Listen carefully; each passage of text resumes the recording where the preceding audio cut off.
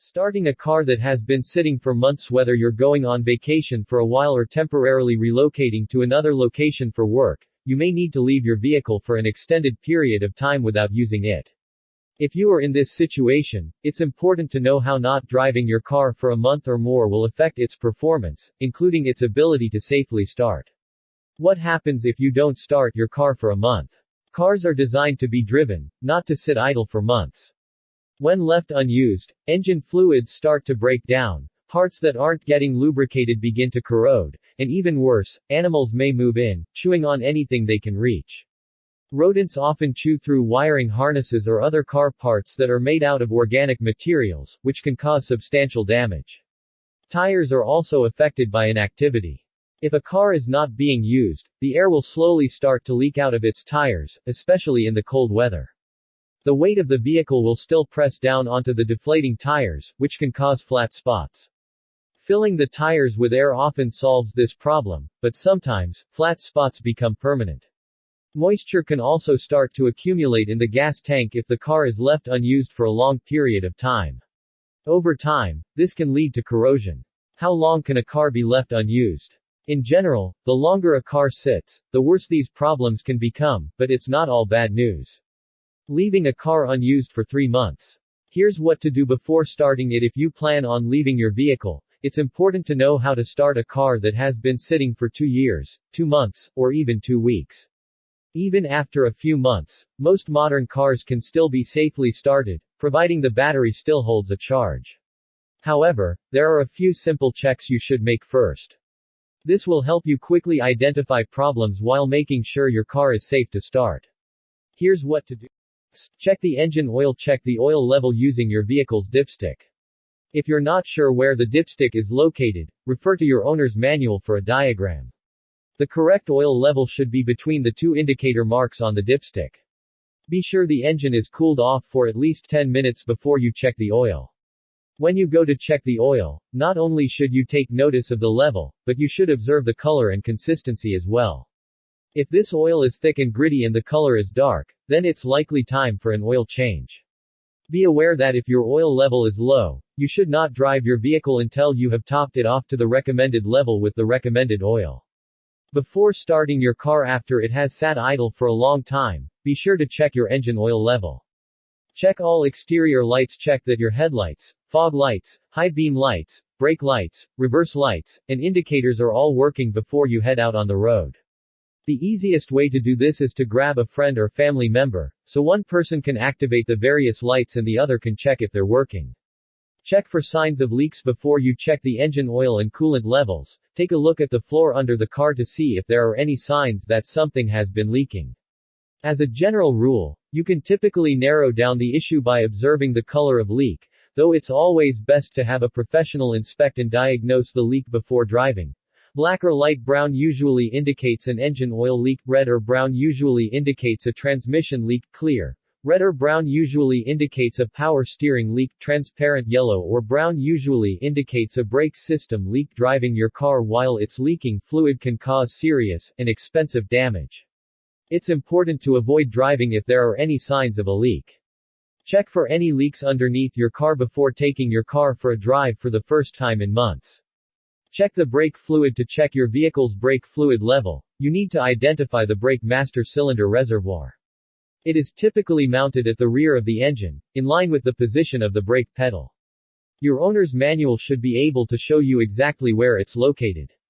You're simply performing a visual check of the fluid level against the markings on the translucent brake fluid reservoir. Remove the cap of the reservoir and note if the fluid looks healthy or dirty. If your brake fluid is low, it could indicate a problem with your brakes that will need repair ASAP. Dirty brake fluid can indicate water contamination has occurred and the vehicle's brake system will need to be flushed. Inspect the battery. The first issue you will probably encounter if your car is left idle for an extended period of time is an issue with your battery. Batteries slowly lose voltage over time when left idle. If you haven't had your car hooked up to a trickle charger or any other type of voltage maintainer, the voltage will have likely dropped below the amount necessary to start the car. Jump starting your vehicle may solve the problem, but after the jump start, let your vehicle run for 5 to 10 minutes to recharge the battery, then switch it off and attempt to restart it. If your car won't restart, there could be a problem with the battery or your vehicle's electrical system that could leave you stranded if it's not remedied. Before you attempt to jump-start your vehicle though, remove the battery cables and check the battery terminals are clean and clear of debris and corrosion. Ideally, the battery should have a full charge before the vehicle goes into storage, and disconnected from the engine to prevent discharging. The charge should be checked every 3 months and the battery recharged if it drops under around 12.4 volts. If your car has been left sitting for a long period of time, you will likely encounter some battery issues as batteries will lose charge over time if not charged. Check the gas. It only takes 1 month for the gas in your tank to start breaking down. As the lighter components of gas evaporate and oxidate, it loses its combustibility and becomes less effective. As it degrades, it also forms a gummy residue that gets released into the fuel system, increasing the likelihood of a blockage occurring. Old fuel can cause an engine to misfire and stall. Obviously, we don't recommend sniffing gasoline, but gas that has started to break down will have a distinct sour smell that resembles the smell of varnish. An option is to siphon a small amount out of your fuel tank and check the color. Old gas will be darker than fresh gasoline, and you may even be able to see the gumminess that has started to form. If your car has been sitting for 3 months or longer, it is recommended to drain the tank and fill it with fresh fuel.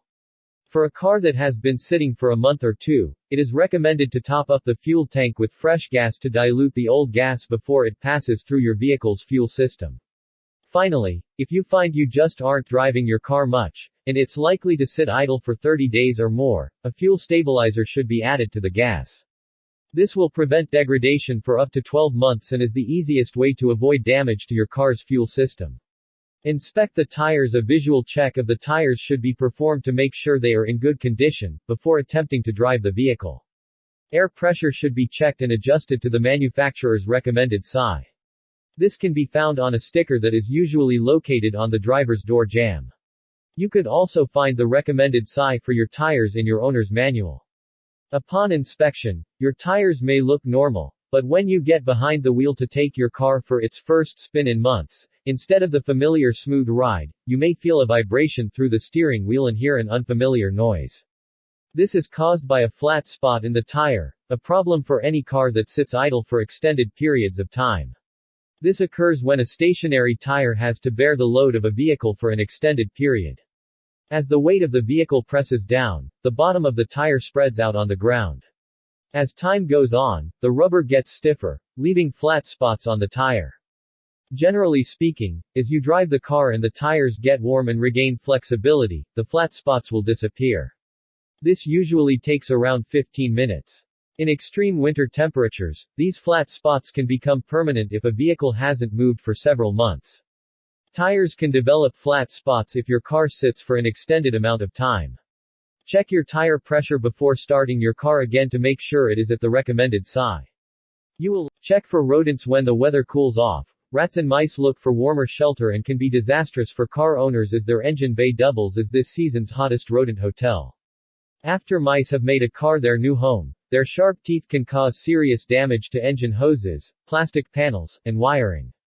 Signs that your car may have a mouse problem include droppings and an associated bad smell, unfamiliar noises when you switch on the fan or heater, indicating the presence of a nest, food scraps in unusual places, check engine light on your dash, indicating wiring damage, bite marks on hoses and wires. Getting mice out of your car can be a time-consuming job.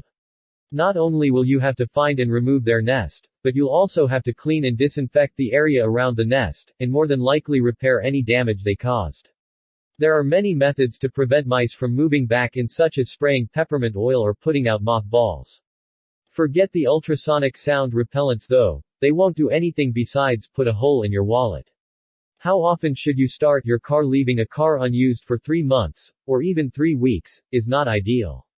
If possible, start your vehicle a couple of times per month when it is not being used.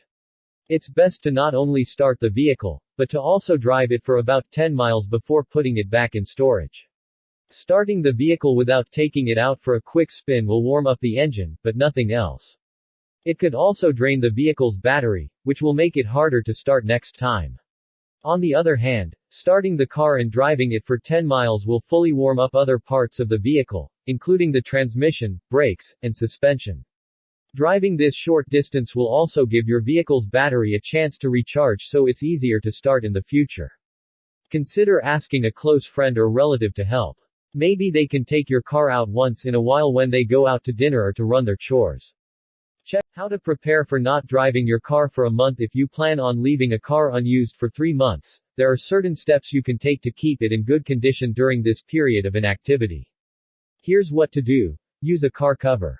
You should always cover a vehicle that is not being used, even if you are storing it indoors. A car cover can protect your vehicle from certain long-term storage hazards such as bad weather and animals.